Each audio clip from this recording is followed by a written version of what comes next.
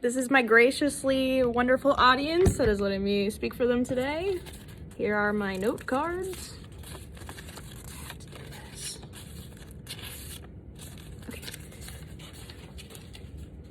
Okay. When we were growing up, we were all asked, who is our hero? So for some people, this may be an easy answer. It could either be a parental figure, the police, or even their favorite celebrity. Me growing up, this was always a hard question because not anyone had made such a great impact on my life that I would call them my hero. After I joined the military in 2019, I've met so many strong and smart and inspirational women, and any of them could gladly be my heroes. So, to start off the speech, I'm going to talk a little bit about the history of women in the military. So, women have been active in the military for over 200 years, and this could be more than just serving in uniform.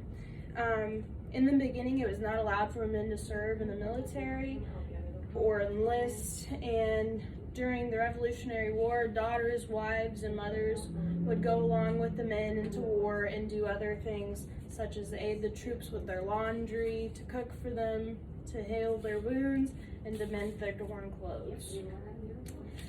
During the Revolutionary War, some women even disguised themselves as men so they could go out to the front lines during combat.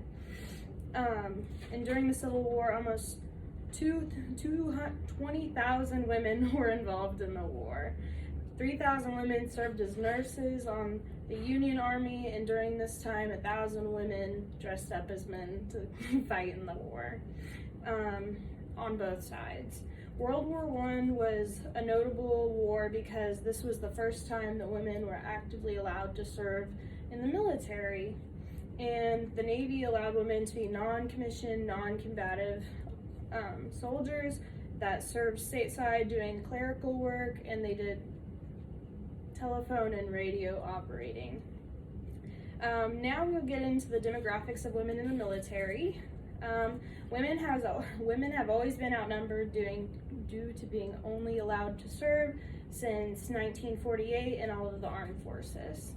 In the 2018 demographics report, 20,000 women comprise 16.5% of the Department of Defense active duty forces.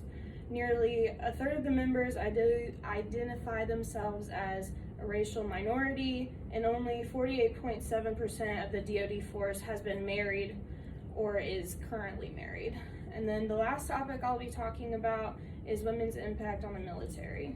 Only in recent years have women been allowed to serve in combat zones such as Afghanistan and Iraq, and that bill was signed in 2013 by the Secretary of Defense, which was an odd time because the wars in Iraq and Afghanistan had already been going on for over a decade. So they finally lifted that. And then here's a quote from the Major General Milano, and this was released last year. Women play an extremely important role in our operations at home and abroad. They are essential to the success of our mission. The United States Army is better because of the contributions of women that chose to serve. To review, the world has changed dramatically in the last couple decades, and I hope you guys got a little insight into females in the military.